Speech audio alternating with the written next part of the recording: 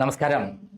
നമ്മളുടെ പ്രിയങ്കരനായ മുഖ്യമന്ത്രി ശ്രീ പിണറായി വിജയൻ എന്നു മുതലാണ് പെരിങ്കള്ളനായി മാറിയത്? അതിനൊരു ചരിത്രമുണ്ട്. നമ്മളെല്ലാവരും വിചാരിക്കും പോലെ അദ്ദേഹം ഒരൊറ്റ ദിവസം കൊണ്ട് പെരിങ്കള്ളനായതല്ല. ആ, നമുക്കറിയാം, അദ്ദേഹം വളരെ പാവപ്പെട്ട കുടുംബത്തിൽ ജനിച്ചു. അദ്ദേഹം തന്നെ പറയുകയാണെങ്കിൽ വീട്ടിൽ ഭക്ഷണമില്ലാതെ ഉച്ചയ്ക്ക് ഒന്നും കഴിക്കാത്ത അവസ്ഥയായിരുന്നു. പഴങ്കഞ്ഞി പോലും ഉണ്ടാവില്ല പാവത്തിന്.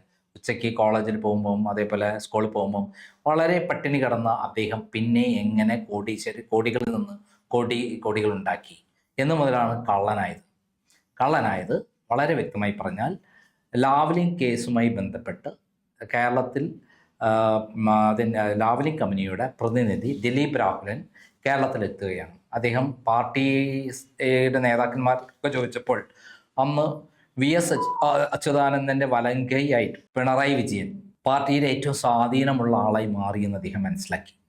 ഇപ്പോഴല്ല കേട്ടോ, 1996 കാലഘട്ടത്തിൽ നമ്മുടെ EK നായർ മുഖ്യമന്ത്രിയായ ഒരു കാലഘട്ടത്തിലാണ് ഉള്ള കാര്യമാണ് ഞാൻ പറയുന്നത്.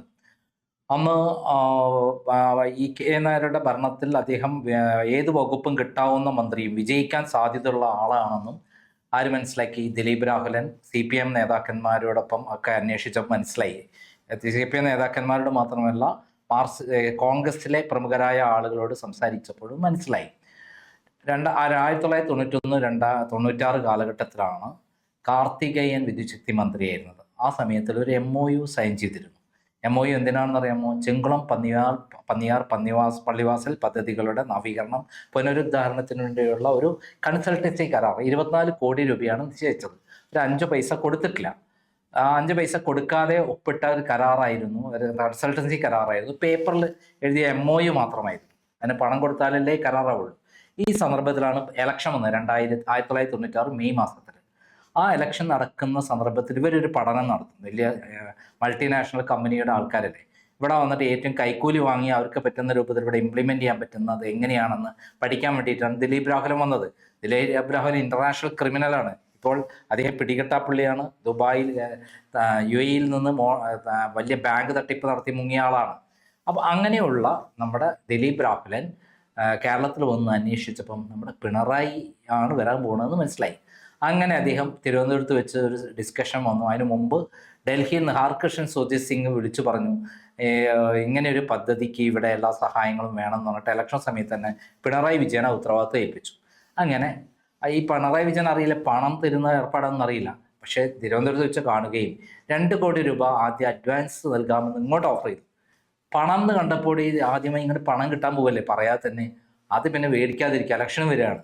അങ്ങനെയാണ് 1996 മെയ് മാസത്തിൽ കണ്ണൂരിൽ വെച്ച് 2 കോടി രൂപ ദിലീപ് രാഹുലൻ, ദീപക് കുമാർ എന്ന് പറയുന്ന അദ്ദേഹത്തിൻ്റെ സുഹൃത്ത് അടക്കം പോയി കൊടുക്കുന്നത്. എറണാകുളത്തെ ബീന അബ്രഹാമിൻ്റെ, അതായത് ദിലീപ് രാഹുലൻ എന്ന് പറയുന്ന വർക്കലക്കാരനായ അദ്ദേഹത്തിൻ്റെ ഒരു സുഹൃത്തായിരുന്നു, കാമുകിയായിരുന്നു ഈ പറയുന്ന ബീന അബ്രഹാമിൻ്റെ അക്കൗണ്ടിൽ, അവരുടെ അമ്മയുടെ അക്കൗണ്ടിൽ, ദിലീപ് രാഹുലിൻ്റെ അക്കൗണ്ടിലും അല്ലാതെ പല സുഹൃത്തുക്കളുടെ അക്കൗണ്ടിലേക്ക് ഫണ്ട് വരുത്തിച്ച് Canara Bank, South Indian Bank തുടങ്ങി നിരവധി ബാങ്കുകളുടെ അക്കൗണ്ട് വഴി പണം വരുത്തിച്ച് അതൊക്കെ വിഡ്രോ ചെയ്തിട്ടാണ് ഇലക്ഷൻ നടക്കുന്ന സമയത്ത് അവിടെ കൊണ്ടുകൊടുക്കുന്നത്. അതിന് കോഴിക്കോട് ഈ നമ്മുടെ താജ് റെസിഡൻസിയിൽ പോയിട്ട് അന്ന് പ്രധാനമന്ത്രി ദേവഗൗഡയായിരുന്നു, അവിടെ വന്നിരുന്നു.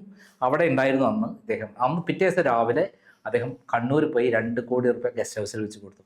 പിണറായി വിജയനത്തിൽ അപ്പുറത്തേക്ക് പണം കിട്ടിയതിൻ്റെ ഒരു സ്വർഗത്തിലെത്തിയ മതി. പിന്നെ മനസ്സിലായി, പണം കായ്ക്കുന്ന മരമാണ് കിട്ടാൻ പോകുന്നത്.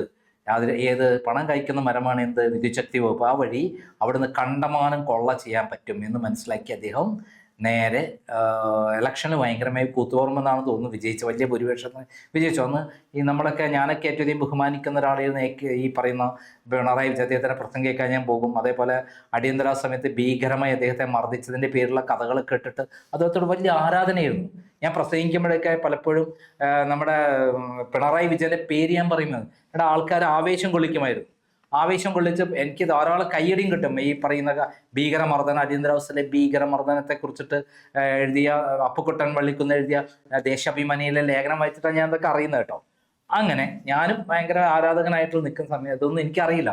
ഞാൻ ക്രൈം തുടങ്ങുന്നത് 1996 നവംബർ മാസത്തിലാണ്. അങ്ങനെയാണ് ഐസ്ക്രീം പാർലർ പെൺവാണിപ്പൊക്കെ തുടങ്ങുന്നതും ഐസ്ക്രീം പാർലർ പെൺവാണിപ്പം പുറത്തു കൊണ്ടുവരുന്നു. പിന്നീട് അത് അട്ടിമറിച്ച് പിണറായി വിജയനും P ശശിയും കൂടെ ഈ EK നായരുടെ ഭരണകാലത്ത് EK നായരുടെ ഈ കെന്നാന്റെ മകനെ വിതുര പെൺവാണിഭ കേസിൽ പ്രതിയാണെന്ന് പറഞ്ഞ് ഭീഷണിപ്പെടുത്തി ബ്ലാക്ക് മെയിൽ മൂലയ്ക്ക് ഇത് രണ്ടാളും കൂടിയാണ് ഭരിക്കാൻ തുടങ്ങിയത്. ആ സമയത്താണ് എന്തുണ്ടാവുന്നത്, അദ്ദേഹം വിദ്യുച്ഛക്തി മന്ത്രിയായി മാറുന്നത്. അപ്പോഴൊന്നും എനിക്ക് അറിയില്ല, ഇങ്ങനെ ഒരു ഇടപാടിനെ കുറിച്ച് അറിയില്ല കേട്ടോ. പക്ഷെ 2001 എന്തായി, ഐസ്ക്രീം പാർലർ പെൺവാണി വന്നപ്പോൾ കുഞ്ഞാലിക്കുട്ടിയെ ബ്ലാക്ക് മെയിൽ ചെയ്ത് 1 കോടി റുപ്യ വാങ്ങിയതായി ഞാൻ മനസ്സിലാക്കി. ആര്യ പിണറായി പി ശശിയും കൂടെ. പിണറായി വിചാരിക്കാതെ പാർട്ടി സെക്രട്ടറി മാറി ചടയം ഗോവിന്ദൻ മരിച്ചപ്പോൾ നേരെ നമ്മുടെ പിണറായി വിജയൻ സെക്രട്ടറിയായി. വിദ്യുച്ഛക്തി വകുപ്പിനേക്കാട്ട് ശക്തമായ സ്ഥാനമാണ് പാർട്ടി സെക്രട്ടറി എന്ന് പറഞ്ഞാൽ. ഏത് വകുപ്പിൽ എന്ത് നടന്നാലും പിണറായി അറിയാൻ നടക്കില്ല. അങ്ങനെ അദ്ദേഹം ശക്തനാവുന്ന അവിടെ നിന്ന് തുടങ്ങിയിട്ടാണ്. അങ്ങനെ നിൽക്കുമ്പോൾ 2001 ഞാൻ ഈ കാര്യം അന്വേഷണം നടത്തി ഈ ലാവ്ലിൻ കേസിൽ വലിയ അഴിമതി നടത്തിയിട്ടുണ്ടെന്നുള്ള വാർത്ത പ്രസിദ്ധീകരിക്കുകയും അത് ഏറ്റെടുത്ത് നിയമസഭയിൽ ചില പല CPM മെമ്പർമാരടക്കം രാജു എബ്രഹാം അടക്കമുള്ള ആൾക്കാർ ഇതിൽ അന്വേഷണം വേണമെന്ന് പറയും. നമ്മുടെ AK ആന്റണി 2001 അത് വിജിലൻസ് അന്വേഷണം നടത്താൻ ഉത്തരവിടുകയും ചെയ്തത്. ഇങ്ങനെ എൻ്റെ അന്വേഷണം പോയി നീങ്ങി ഞാൻ 2005 എത്തുമ്പോഴേക്ക് ആണ് ഞെട്ടി ബാലാനന്ദൻ എന്നെ കാണുമെന്ന് പറയുന്നത്. എൻ്റെ സുഹൃത്തായ ഒരു CID ആയിട്ടൊക്കെ ഭയങ്കര ബന്ധമുള്ള ഒരാൾ വഴി ഞാൻ ഇങ്ങനെ ക്രൈമിനെ കത്തിച്ചു ഓരോ ലക്കങ്ങൾ പല പ്രമുഖരായ നേതാക്കന്മാരുടെയും മതാചാര്യന്മാരുടെയും അതേപോലെ പല മേഖലകൾ സാംസ്കാരിക സിനിമാ രംഗത്തുള്ളവർക്ക് മുഖംമൂടി പിച്ച് ചീന്തിക്കൊണ്ടിരിക്കുന്ന ഒരു കാലഘട്ടം. ലക്ഷക്കണക്കിന് കോപ്പികളാണ് ക്രൈം പോയിക്കൊണ്ടിരിക്കുന്നത്. 15-20 ലക്ഷമൊക്കെയാണ് മാർക്കറ്റിൽ പോയിക്കൊണ്ടിരിക്കുന്നത്. ആ സമയത്താണ് 2006 ഞാൻ ലാവ്ലിൻ കേസിൻ്റെ എല്ലാ രേഖകളും എനിക്ക് ഈ ബാലാനന്ദൻ ഞാൻ ഞെട്ടിപ്പോയി. എന്താ പറയുക, മലബാർ ക്യാൻസർ സെന്ററിലേക്ക് വരേണ്ട 98.3 കോടി രൂപയിൽ 75 കോടി രൂപയും ആർക്കാ കൊടുത്തിരിക്കുന്നത്? പിണറായി വിജയന്റെ ഭാര്യയുടെ പേരിലെ കമല ഇന്റർനാഷണൽ എക്സ്പോർട്ടിംഗ് കമ്പനി സിംഗപ്പൂരിലേക്കാണ് വന്നിരിക്കുന്നത്. ഈ കാലഘട്ടത്തിലാണ് പിണറായി വിജയന്റെ മകൻ വിവേക് തായ്ക്കണ്ടി 3 വർഷം സിംഗപ്പൂരിലായിരുന്നു. അവിടെ ഫാരിസ് അബൂബക്കർ ഉണ്ടായിരുന്നു. അപ്പൊ അന്നാണ് എന്നോട് ഈ ബാലാനന്ദൻ പറഞ്ഞത്, ഉണ്ടായ കഥകൾ പറയുന്നത്. ഈ ബാലാനന്ദൻ എന്നോട് പറഞ്ഞു 1996 ഭരണത്തിൽ വന്നു. 1997 ജനുവരി മാസമോ ഫെബ്രുവരി മാസമോ ആദ്യം അവർക്കൊരു ഈ കേരളത്തിലെ വിദ്യുത് ശക്തി ക്ഷാമം പരിഹരിക്കുന്ന ഒരു കമ്മിറ്റിയെ രൂപീകരിച്ചിരുന്നു. അതിന്റെ ചെയർമാൻ ആരായിരുന്നു? കമ്മീഷൻ ചെയർമാൻ നമ്മുടെ ഈ ബാലാനന്ദന് അവർ റിപ്പോർട്ട് കൊടുക്കുകയാണ്. അതിൽ ചെങ്കുളം പന്നിയാർ പള്ളിവാസൽ പദ്ധതികൾ പൂർത്തീകരിക്കാനും അതിൻ്റെ അറ്റകുറ്റപ്പണികൾ നടത്താനും അതിലെ റീപ്ലേസ്മെൻറ്റും പല എക്യുപ്മെൻറ്റ്സും റീപ്ലേസ്മെൻ്റ് അടക്കം 100.5 കോടി രൂപയാണ് ബെൽ എന്ന് പറയുന്ന ഇന്ത്യയിലെ നവരത്ന സ്ഥാപനം നടത്താമെന്ന് പറഞ്ഞത്. എന്നാൽ ഇതിൻ്റെ ഇടയിൽ പിണറായി വിജയൻ നേരെ അവിടെ പോയി. ഇവിടെ കാനഡയിൽ ഈ പറയുന്ന ദിലീപ് രാഹുലിൻ്റെ കൂടെ പോയി, നാസറും ദിലീപ് രാഹുലിനും കൂടെ പോയി. അവിടെ പോയി ഈ വെറും സപ്ലൈ കരാറായിരുന്ന, അതായത് ലോണൊക്കെ അറേഞ്ച് തരുന്ന ഒരു കരാർ ഉണ്ടാക്കുന്നതിന് വേണ്ടിയിട്ടും മറ്റ് കൺസൾട്ടൻസി കരാറിന എസൻസി ലാവലുമായി ധാരണ എത്തി. എന്താണ്, സാധനങ്ങൾ വാങ്ങാം, പർച്ചേസ് കരാർ, അപ്പം സപ്ലൈ കരാറും കൂടെ ഉണ്ടാക്കാൻ തീരുമാനിച്ചു. ഈ ബാലാനന്ദൻ ഈ കാര്യത്തിൽ 100.5 കോടി രൂപയാണ് ബെൽ വഴിയെങ്കിൽ നമ്മുടെ നവരത്ന സ്ഥാപനമായ ബെൽ വഴിക്ക് 100.5 കോടിയാണ്. ഇവർക്ക് 278 കോടി രൂപയ്ക്കാണ് പിണറായി വിജയൻ എഗ്രിമെന്റ് ഒപ്പിടുന്നത്. അതും ഒരിക്കലും ഒരു കമ്പനി പോലും അല്ലാത്ത, പ്രൊഡക്ഷൻ കമ്പനി അല്ലാത്ത, ആഗോള ടെൻഡർ വിളിക്കാതെ, ഇലക്ട്രിസിറ്റി ബോർഡിന്റെ അംഗീകാരം, കേരള വിദ്യുത് ശക്തി ബോർഡിന്റെ മാത്രമല്ല കേരള മന്ത്രിസഭയുടെ അംഗീകാരമില്ലാതെ, എന്തിന് കേന്ദ്ര പവർ അതോറിറ്റിയുടെ അംഗീകാരം പോലും ഇല്ലാതെയാണ് പിണറായി വിജയൻ ഈ കരാറിൽ ഒപ്പിടുന്നത്. 10 ദിവസം കഴിഞ്ഞിട്ട് ഈ ബാലാനന്ദൻ റിപ്പോർട്ട് കൊടുത്ത് 10 ദിവസം കഴിഞ്ഞിട്ട് എഗ്രിമെന്റ് ഒപ്പിടുന്നത്. പിന്നീട് പിണറായി വിജയനും EK നാരായണനും കൂടെ കാനഡയിൽ പോവുകയാണ്. എന്നിട്ട് അവരെ ഉറപ്പിക്കുകയാണ്. ഞാൻ മാർപ്പാപ്പേനെ കാണാൻ പോയിട്ടുണ്ട് ആ വഴിക്ക്. അതിനെപ്പറ്റി ഒരു പുസ്തകം തന്നെ, ഗവൺമെന്റ് പുസ്തകം തന്നെ PRD ഇറക്കിയിട്ടുണ്ട്. അതിൽ ഈ ഇവരെ പോയിട്ട് ഇവരെ കാണുന്നതും കാനഡയിൽ പോണതും ഈ കരാർ ഒപ്പിടുന്നതും എല്ലാം പറഞ്ഞിട്ടുണ്ട്. അതിൽ പിണറായി വിജയനാണ് ഇക്കാര്യം ചെയ്തത് ഔദ്യോഗികമായി. ഞാൻ ആ രേഖയും CBIക്ക് കൊടുത്തിരുന്നു. അങ്ങനെ അവർ മടങ്ങി വന്നിട്ട് ഇവിടെ വരുന്നു. പിന്നീട് ഇതൊന്നും എനിക്കറിയില്ല. 2006 എനിക്ക് 2006 ഇത് കിട്ടുന്നത്. അതും കവിയൂർ കേസിൽ സുപ്രധാനമായ രേഖകൾ ഞാൻ പുറത്തുവിട്ട കാലഘട്ടമായിരുന്നു. ഈ കോടിയേരി ബാലകൃഷ്ണനും മകനും MABB മകനൊക്കെ ആ കേസിൽ ആ പെൺകുട്ടിയെ പീഡിപ്പിച്ചു എന്ന് പറയുന്ന ഒരു ലെറ്ററുണ്ട് ഹൈക്കോടതിയിൽ ജസ്റ്റിസ് ബഹുസ്തന് വന്ന കത്ത്. അതുമായി ബന്ധപ്പെട്ട വാർത്തകൾ ഞാൻ പ്രസിദ്ധീകരിച്ച ഒരു കാലഘട്ടമായിരുന്നു. അതിന് തൊട്ടടുത്താണ് ഇത് പ്രസിദ്ധീകരിച്ചത് 2006 ഫെബ്രുവരി മാസത്തിൽ. അത് വരലും ഓഫീസ് കത്തിക്കലും ഒക്കെ ആയിരുന്നു, അറിയാലോ. ഓഫീസ് കത്തിച്ച് പെട്രോൾ ഒഴിച്ച് കത്തിച്ച് നമ്മളെ മുഹമ്മദ് റിയാസ് കോഴിക്കോട്ടെ പിണറായി വിജയൻ കുഞ്ഞിരാമ മേനോന്റെ ഒരു പരിപാടിക്ക് വന്നതായിരുന്നു. അവിടെ വന്ന് കത്തിക്കാൻ പിണറായി വിജയൻ പറഞ്ഞിട്ട് മുഹമ്മദ് റിയാസിനെ എതിർത്ത് കത്തിച്ചു. അങ്ങനെ ഓഫീസിന് രേഖകളെല്ലാം കടത്തിക്കൊണ്ടുപോയി. ഓഫീസ് കത്തിച്ചാമ്പലാക്കി, പെട്രോൾ ഒഴിച്ച് കത്തിച്ചാമ്പലാക്കി. 25 ദിവസം മുഹമ്മദ് റിയാസ് ജയിലിൽ കിടക്കേണ്ടി വന്നു. ഏകദേശം എത്ര കോടി രൂപയുടെ കച്ചവടം നടന്നത് അറിയാമോ?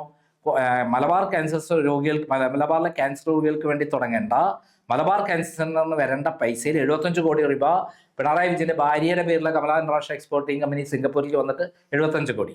ഈ ചെങ്കുളം പന്നിയാർ പള്ളിവാസൽ പദ്ധതിയുമായി ബന്ധപ്പെട്ട കരാർ ബാലാനന്ദ കമ്മീഷൻ റിപ്പോർട്ട് പറയുന്നത് 100.5 കോടിക്ക് ചെയ്യേണ്ടത് 278 കോടിക്ക് ചെയ്തു. അതായത് 178 കോടി അധികം.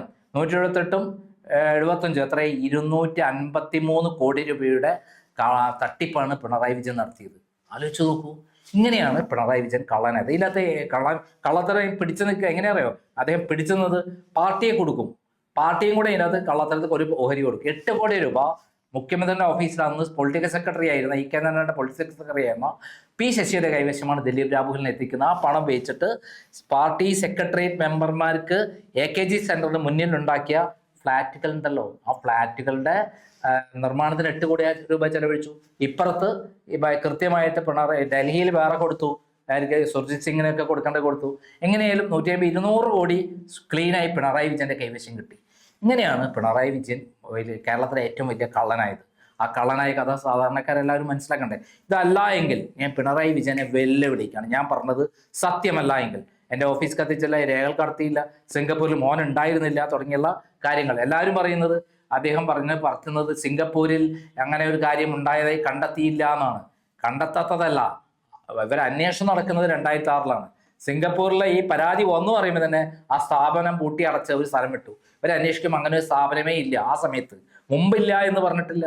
ഇതാണ് പിണറായി വിജയൻ വളരെ തന്ത്രശാലിയായ ആളാണെന്ന് ഞാൻ പറയുന്നത്. എന്തായാലും പിണറായി വിജയൻ ഈ വീഡിയോയിൽ പറയുന്നത് പിണറായി വിജയൻ ഇങ്ങനെ കേരളത്തിലെ ഏറ്റവും വലിയ കള്ളനും കൊള്ളക്കാരനുമായി എന്നുള്ള കഥയാണ് പറഞ്ഞത്. അടുത്ത വീഡിയോയിൽ നമുക്ക് വിശദമായി പറയട്ടോ. ഞാൻ പറഞ്ഞ എന്തെങ്കിലും കള്ളമുണ്ടെങ്കിൽ പിണറായി വിജയൻ എനിക്കെതിരെ കേസ് കൊടുക്കാം. ഞാൻ ഡിഫമേഷൻ കേസ് കൊടുക്കാം. എത്ര പ്രാവശ്യം വെല്ലുവിളിച്ചിട്ടുണ്ട്. അതിന് പകരം ഭീരുവായിട്ട് എൻ്റെ ഓഫീസ് ആക്രമിക്കല്ലേ പിണറായി വിജയൻ ചെയ്തിട്ടുള്ളത്. അത് ഭീരുക്കളെ ലക്ഷണമല്ലേ പിണറായി. തൻ്റെ ഇടമുണ്ടെങ്കിൽ എനിക്കെതിരെ ഡിഫമേഷൻ കേസ് കൊടുക്കൂ. അങ്ങനെയല്ലേ കേസുകൾ മുന്നോട്ട് പോകേണ്ടത്. ഞാൻ വെല്ലുവിളിക്കുകയാണ് പിണറായി വിജയനെ. നന്ദി, നമസ്കാരം.